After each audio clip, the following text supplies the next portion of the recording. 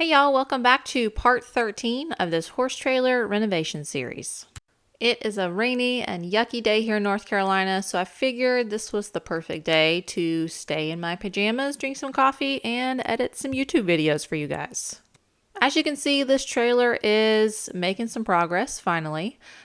This is one of the last cabinets that I have to do right here, and I'm pretty much just adding some furring strips to the wall. That way I can cover up this corner right here because it's kind of yucky and it was covered up before and it just doesn't look very good when it's open like that.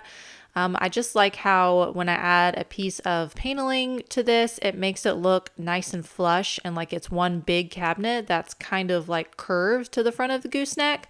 So that's why I decided to add this back in.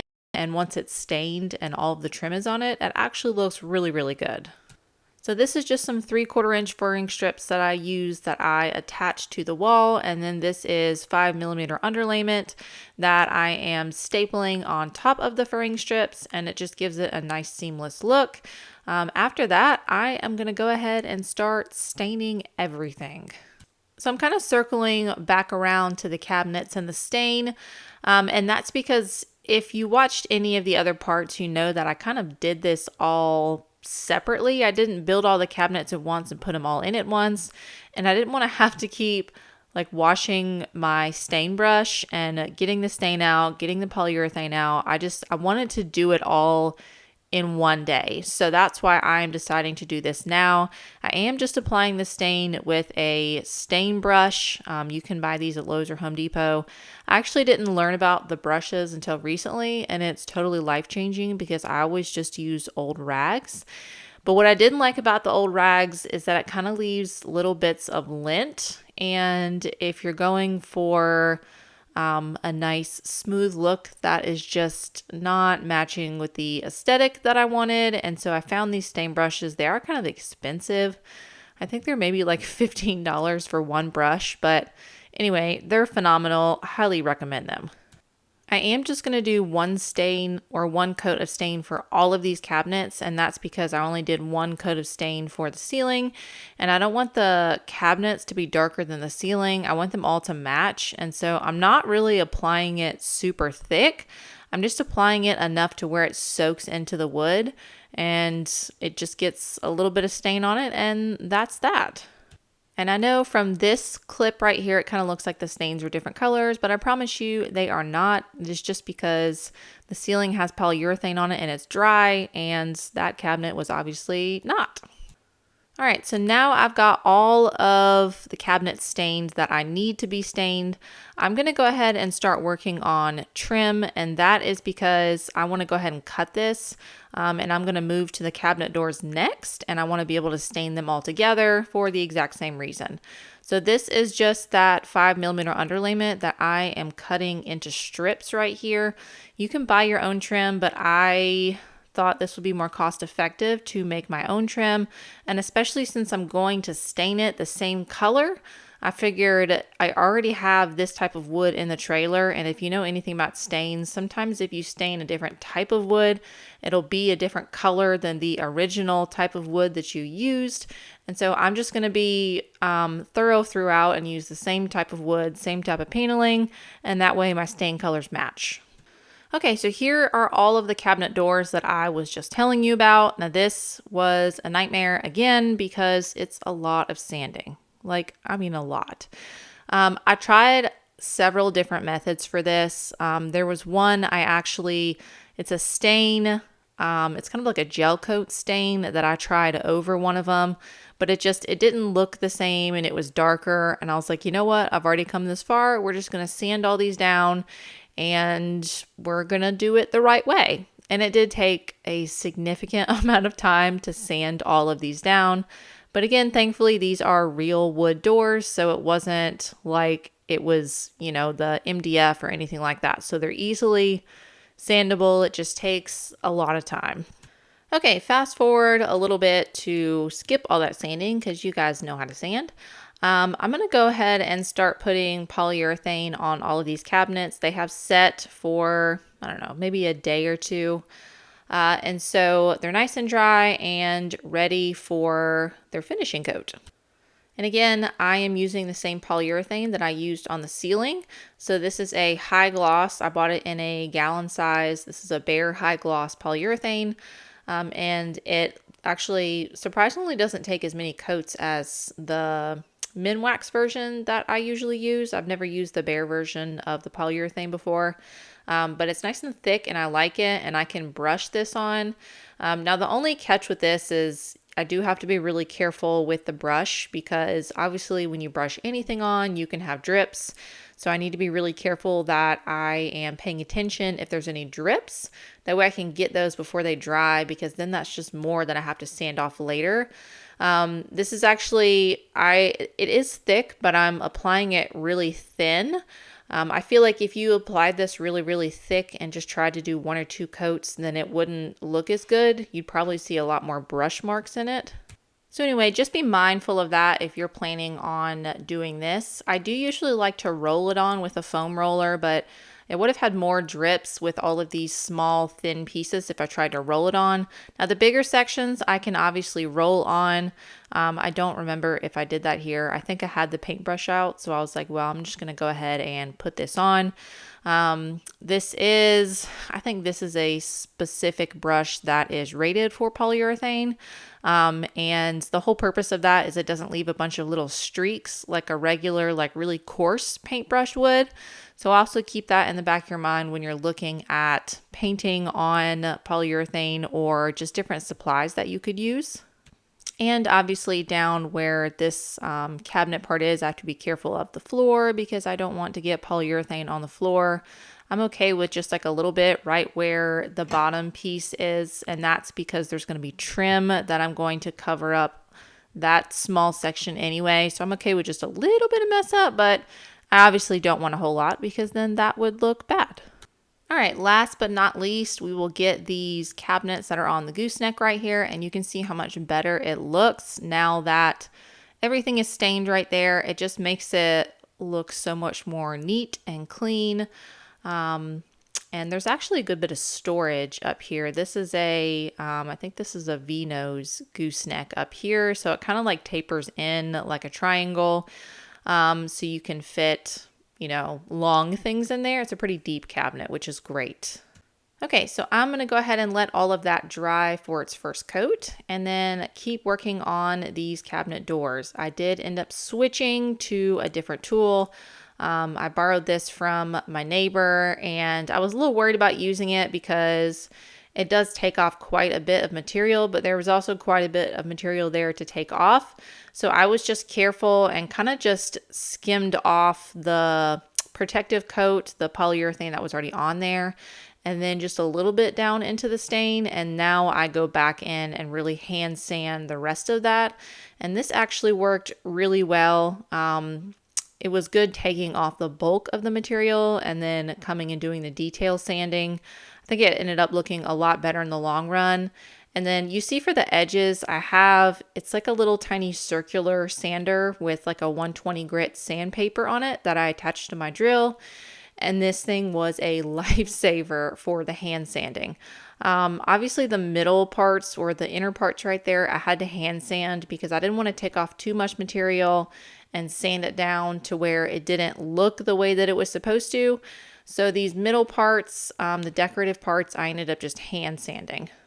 So same thing with the back. And the corners, obviously I could not get the corners very well. So that is where that little tiny sander that was attached to my drill comes into play.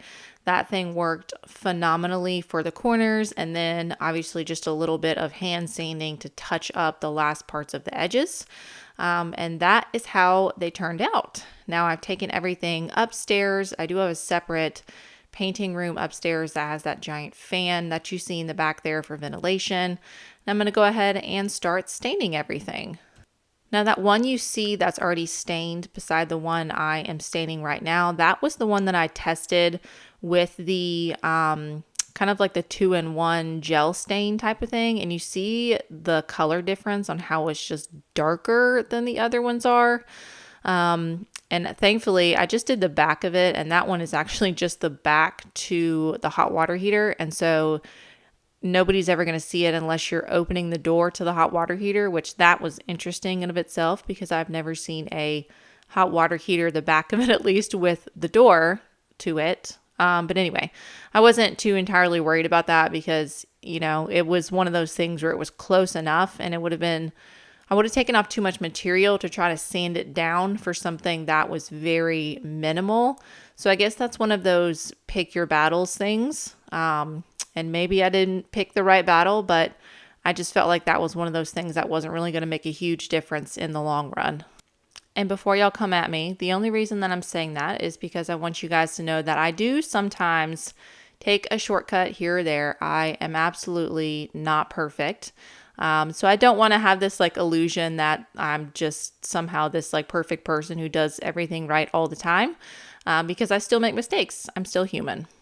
All right, so now all of that is drying. I'm going to go ahead and work on this water tank. So this is pretty yucky, not the yuckiest one I've seen, but it still needs to be cleaned out before I put it back in. So I just filled it up with a little bit of water and then I put some bleach in it and now I'm filling it up more with water. And then I actually ended up capping off all of the openings on this. And then once they're capped off, I'm just going to start like working its way around and kind of just coating everything with that bleach mixture on the inside. Make sure to kill any yucky bacteria that's in there because what you don't want is to have a dirty water tank and then put it back in. So I'm just going to let that sit for a couple hours and just constantly rotate it. That way everything gets nice and cleaned. While that is rotating, I'm going to work on putting this water pump back in and hooking everything back together. So when I was putting this back in, this is the original spot that it was in, but I wasn't entirely happy with how far out the water pump came. And that's because that this is a pretty tight space to begin with. So I do end up shortening it and kind of bringing that water pump closer to the wall. And the only reason I'm okay with that is because you see right there where I'm cutting, they already had this like weird connection, like they messed up when they built this trailer. So it's like, you know what? I'm just going to put a new connection in right here. We're going to shorten it up a little bit, bring it just a tad bit closer to the furnace right here. And that way it'll give me a little more wiggle room to push this couch back because I want it back as far as possible. And you'll kind of see why once I start getting into the point where I build the frame for the couch and put the couch in, because it's like, I mean, it's going to be tight. And again, y'all have seen me do water lines a million times. So if you want a video on that, I have a full detailed video on my channel. So I'm just going to move on right here. I'm just making sure I have all my loose ends tied up. I didn't screw the furnace. There's a little block of wood under there that supports it. I'm screwing that into the floor. And then I'm securing these water lines with, there's these little brackets. And on each side of this water pump, there's a hole. I'm putting a screw or a bolt in there and just fastening it to the floor. That way it won't move. All right, next is putting in all of this ductwork. So the left side right here, that goes into the bathroom. And, you know, this is pretty much pre-molded ductwork because it's just what I took out of here before. So the ductwork, when it goes on, there's just two screws that screw directly into a little flange on the furnace itself. And so that makes it super easy. You know, not really a huge, or I guess a great way to attach it because it's, you know, I'm sure a lot of air can sneak out of that. But this is just how all of them are put on. So that's why I put it back like that. And then that is in place. So I'm going to go ahead and hook up all of these wires. So the water pump has a 12 volt positive and a negative.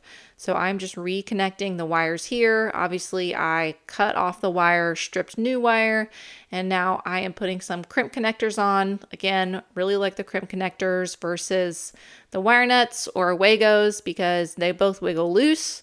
And so crimp connectors really are just the way to go. Now I just gotta clean all of this mess up because this is where the water tank is gonna go. And I know what you're thinking, that's a big water tank to go in that spot. And you would be right, it is a really big water tank. And I also found this like giant spider that I had to show you guys. And you see that huge egg sac that it has? You'll see how big this spider is kind of when it climbs out. Like that's like an 1.5 inch piece of wood, 2-inch piece of wood, and it almost takes up the entire piece of wood. And it's just carrying that giant egg sack with probably a million gazillion babies. Also, I thought this was funny. A lot of people ask me what my kids do while I'm working, and this was summertime, and so I have a water slide that I set up in my yard. And so my kids can just play outside on this, and they have a really great time. Okay, so back to this freshwater tank. This fitting right here that I'm taking off, this was actually the drain for it. And one, I'm not super excited about the drain. And two, the valve was stuck, and so I would have had to replace it anyway. So I'm going to make a new one of those. First, I'm going to go ahead and rinse this out really well. Rinse the outside, rinse the inside, get all that bleach off, and then it is good to go after that. I obviously just make sure that I rinse it really well and I get everything out because it is bleach in there, and you obviously do not want to be drinking bleach. It's a small enough amount of bleach to where it probably won't hurt you, but I would rather be safe than sorry. Okay, so the one fitting that I took off, I just put a new fitting in here. This is a 1/2-inch PEX fitting, and I put a new PEX drain. There's a white drain right there that you see I'm about to hook up. It goes, kind of makes an elbow into the floor, and it goes down through the floor of the trailer into the outside. And I did this because one, it didn't drain well to begin with. It wouldn't drain actually. And two, I am putting a valve on there, like a 3/4 inch water hose fitting on the end of that, so they can hook up a hose to it and they can have water for the horses, because I feel like the main advantage to this being a really, really large fresh water tank is that a lot of it is going to be for the horses. So I thought that would be a nice addition. That way they don't have to like get under there and put a bucket under the trailer or anything else like that. Just hook the water hose directly up to this underneath the trailer. It's pretty close to the outside, I guess to the front of the trailer. Just hook it up, put a water hose there, and let gravity do its thing. Okay, so now we have 2 holes left in the ceiling right here, minus the front lights. I'm going to go ahead and put the speakers in and wire the new radio in because it's time and I want to listen to music while I'm in here over the speakers because I thought it would be nice. So this trailer gets new indoor speakers and outdoor speakers because the outdoor ones were yucky. I don't know when I replaced those, but I know I did. I'm sure I recorded it sometime. But anyway, these are just marine grade speakers. I like to use the marine grade inside just in case you ever get a leak. I hope that doesn't happen, but just in case, I just prefer them better. So the main thing with this is just remember which one is your positive and which one is your negative, because you'll need to know those when you go and wire your actual radio unit itself. I did put new connectors on these. Some of them, actually no, some have connectors, some you just strip the wire and you stick it in between. I don't know, it's like a little pinpoint connection that you kind of just smush it between, and that's what this one was. All right, so I know this looks really overwhelming, but I promise you it's not. I just cut away all of the old wiring, and then the radio comes with a wiring diagram. The main thing to remember is which speakers are your positive, which speakers are your negative, which ones are your front, which ones are your back, and you can kind of wire it either way. This one has indoor and outdoor speakers, and so I wired the front speakers to be indoor and the back speakers to be outdoor, I believe. Don't quote me on that because I think I did this like back in May. It's been a while. So anyway, but you can wire it however you'd like to. Again, positive, negative. The other thing is because this is a camper and not a car, so cars usually have a 12 volt running all the time power saver. That way when you turn your car on, you don't lose all of the stations that you saved. An RV doesn't have that because it doesn't stay on all the time. And so because of that, you're going to have from the radio side a 12 volt power.